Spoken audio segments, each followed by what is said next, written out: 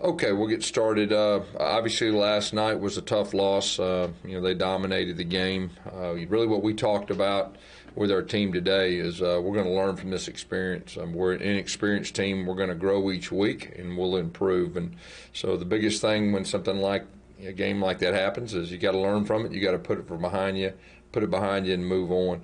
Our helmet stickers for the game offensively, Tank Bigsby.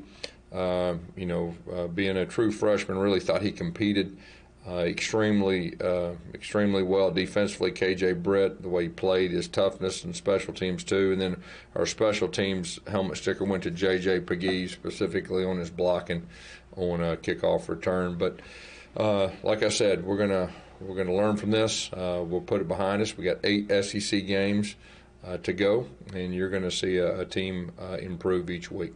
Questions? Jason Caldwell is first. Gus, after going back and watching the film, what did you see out of the offensive line? And I guess specifically, I asked you last night about the rotation. Do you think that's something that maybe needs to change communication-wise, something like that? Well, we talked last 2 weeks about trying to settle in a 5, and I think we'll be able to do that. I think the big thing last night is, we got behind and kind of had to be in catch-up mode, and they were making us one-dimensional, and anytime you do that, it's extremely tough. They're very talented up front, and they've got some very good pass rushers, and so that's really what happened, specifically, from late second quarter on. Next is J.G. Tate. Yeah, question about Bo. It seemed like he was getting frustrated. We all understand why, but he's not someone who usually gets frustrated. I know he's a fiery dude. Are you concerned just kind of about how he was reacting to what was going on there, Gus? Well, he's a competitor, and he was competing, and there was tough sledding there for a while for him, and so no, I mean he's our offensive leader, and he's a great competitor, and so like I said, we'll improve and get better. Next is Nathan King. Hey, Gus, kind of a question about the running back rotation. Was going with Tank so much just kind of riding the hot hand, and how does the end of that rotation look right now? Because, we haven't seen Mark Anthony in 2 games, and where does his role kind of fit in right now? Yeah, well, first of all, Mark Anthony is still coming along, learning the offense. Worm obviously tried to give it a go in pregame. He wasn't quite ready to do that. DJ was limited all week, and so we really expected Tank to carry a big load, and we were real pleased the way he responded, specifically with his first game. He caught the ball, made some really good catches out of the backfield, and I thought he protected pretty good, and then he ran the ball hard, so I really think he's in a good spot, and it was good to get him work, to create more depth in that running back room. Next is David Pascal. Hey, Gus, I was just going to see if you could comment on Stetson Bennett for Georgia. I know sometimes game manager has a negative connotation, but it just seemed like he was kind of building off what Georgia's defense was doing last night in the running game and then started making some plays of his own. You talking about the quarterback for them? Right. Yeah. I thought he did a good job managing the game. They were able to run the football, and when you do that, your play actions. We had a time or two we got some pressure on him, but he did a good job managing the game and made some good throws. Next is Steve Moulton. Hey, Coach, I was hoping you could comment on what we've seen so far just through 2 weeks. We've seen Mississippi State go on the road and beat LSU, and Ole Miss go on the road and beat Kentucky, and just kind of your thoughts on what we've seen throughout the first 2 weeks of this SEC-only year.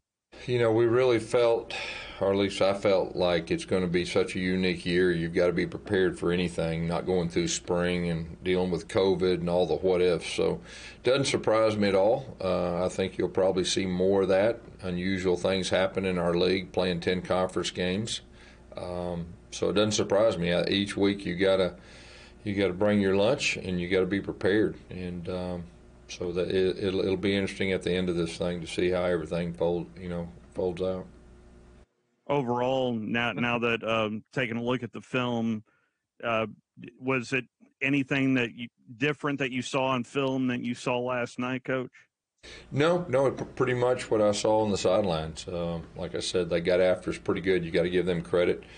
you're looking at one of the best teams probably in the country. So it's a measuring stick of where we're at, and we got to improve. Our guys understand that, our coaches understand that, and we're committed to doing that. And so give them credit. Next is Justin Ferguson. Hey guys, you've had several teams here, have tough losses like this one early in the season and still bounce back and do a lot of things by the end of the year. Is there any sort of trait about those teams? Anything that you guys are trying to do again with this one that really stands out? Well, I think you can always look at past history of experiences, and especially after a tough loss in a big game like this. And we've had those games, and we referred to them, during our team meeting. And the championship type teams, they respond and they improve. It's so hard to improve each week. You look in college football every year, and some teams are playing their best at the first, and they fade off. But the teams that are there in it at the end are the ones that gradually get better. We're capable of doing that. Now, we got to do it, but that's our plan. And our guys are committed to it. Our coaches are too. We do have potential to do it, and it's just a matter of doing it. But, we need to be one of those teams that is steadily improving, throughout the year. Next is Jordan Hill. Gus, last night, Bo kind of described the game as going really fast. We've talked about how much progress he's made, but he is still just a sophomore. What are ways he can kind of help the game slow down, and also that his teammates on offense can help it sort of slow down for him? Yeah, I think, of course, like I said, I've said this a couple times, they made us one-dimensional. They've got some very good pass rushers. They had a couple blitzes that were nice, that they got a couple free runners. And so if you're the quarterback, especially early, and they have a couple free runners, things can go fast. But Bo created a lot of things. When things broke down, he made some plays.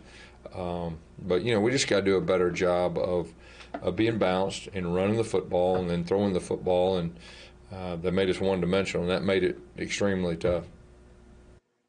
Next is Philip Marshall. Gus, there was a lot of talk all summer about tight ends, and Chad has said numerous times that that's a real crucial part of his offense is throwing the ball with tight ends. Hasn't happened much. Has it been something defenses are doing, or is that a priority going forward? Yeah. I mean, it was a priority at the start. I think there was 3 targets to the tight ends, last night, and I think you'll see more and more of that. Every game's a little bit different, the plan goes, but you'll see that more and more. Next is Josh Vitale. The defense is letting opponents convert on 63% of third downs through 2 games. How concerning is that number? Well, we got to do a better job of getting off the field. We said that last week, and of course last night we didn't do a very good job. So that'll be a focus. I mean, that'll be a focus. That's one of those areas that we'll zero in, and we'll do a better job, in the future. But both weeks that's been a tough deal, and then we need to stay on the field more on offense too. Next is Brian Matthews. Hi, Gus. Thank you for speaking to us. Wanted to ask you about how did Dawson Troxell do when he came in on the offensive line, and is it fair to say he may be one of the guys that you sort of move forward with him as one of the 5? Yeah, I thought Trox competed well. He's been playing some left tackle and right tackle the other night, and Trox has a lot of savviness as far as just football instincts. He's getting to where he trusts that knee more and more, you can tell, and so really, really feel good about his progress. And if I may ask another one, a follow-up, you guys signed 2 JUCO offensive linemen and 2 JUCO defensive linemen to try to shore up those 2 areas, but we haven't seen much out of the 4 so far. Could you just update their sort of status right now and going forward? Yeah, we're matter of fact, we gave them some extra reps tonight. Just trying to get those guys more game ready as we go. Not going through spring obviously was a little bit of a setback as far as their development, but all 4 of those guys are going to continue to practice hard, and we'll see where it goes. Next is J.G. Tate. It seems like, Gus, with Chad here, you guys are passing a lot more than you're running. And, when you were coordinator and you were calling plays, you always said we're a power running team that goes play action off of that. It seems like you guys are kind of reverse now. Is it uncomfortable at all? Just such a huge change in offensive philosophy here? Well, I thought we did some really good things that first game. And of course, Kentucky was good against the run. Like I said, we get off to a tough start. We got behind. And we've got to be able to run the football and throw it. We've got to be able to do both. So, I feel good about our offense getting better. They will get better. They'll improve. We got some playmakers, and I think once we get our offensive line settled, which we're real close, and I think we'll have a chance to be a good offense before it's all said and done. Mark Murphy's next. Gus, what did you see on film of the defensive front? It looked to me there at the game that the running backs were getting to the line of scrimmage with a full head of steam. Well, you got to give their offensive line credit. They got off the ball. They got a good push, and they were able to run the football effectively. How about your cornerback, Jalen? Is he going to be back anytime soon? Yeah, we're hoping so. We're hoping we get him back this week. Obviously, he had a very good game the first week, and he ended up getting injured late in that game, and we didn't have him last night, but need him back. And then some others, like I said, Shivers, hopefully we'll get him back too, and all hands on deck. We have a follow-up from Jason Caldwell. Gus, another injury question first, if I might. We hadn't seen Brandon Frazier yet. Is he close to being ready to go as far as that, talking about the tight end position? Yeah, we're hoping in a couple weeks that he'll be ready. I don't know about this week, but he had a real good first month, and so hopefully he'll be back in the near future. And then last night, really, for much of the fourth quarter, you had Xavier Capers. We saw Kobe Hudson with his first catch, Javarius Johnson. Those guys were playing a lot of reps and moving around. How valuable was that for them moving forward and for the offense? Yeah, there's nothing like getting game reps, and those are some talented young men that you just mentioned, and the fact that they got some good action there, that'll really help us moving forward with our depth and our playmaking ability. Next is Bill Cameron. Well, let's see. Mark and Jason got some of what I was going to ask, Coach, but I mean, you talked about physicality heading into the season. You've had quite a few players beaten up. Just wanted to get your thoughts on where you are physically, and do you have anybody that you won't be available for this upcoming game against Arkansas? Yeah, we're going to have to get healed up. There's no doubt about that.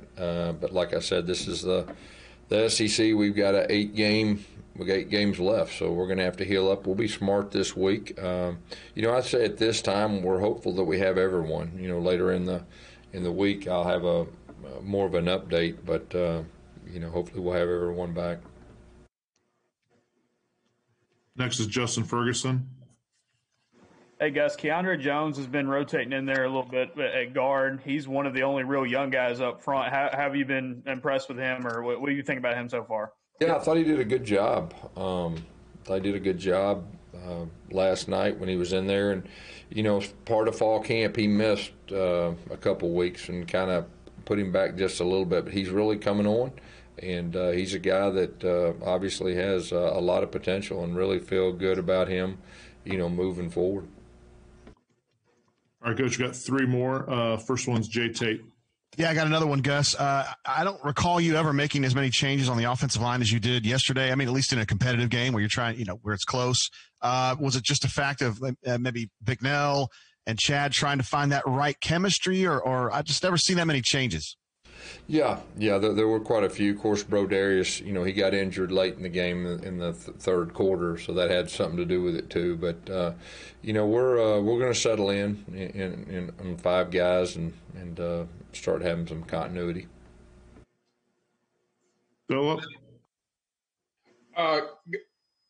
Gus, Arkansas obviously had a huge win for them last night. Do you expect to get a different kind of mindset from them than you might have coming into this game? And yeah, no, there's no doubt. I mean, they're they had a big win, and so they'll definitely be confident and give it their best, and we will too. So it should be a good one. Lastly, it's Mark Murphy. Yeah, that was the question I was going to ask about Arkansas. We'll ask about Marco Domio. I didn't see him last night or so far this season. Is he? Yeah, he's nursing an injury too, and we're hoping we have him back, this week. And he had a good start of fall camp too, and he's got, he's very athletic and has a good skill set.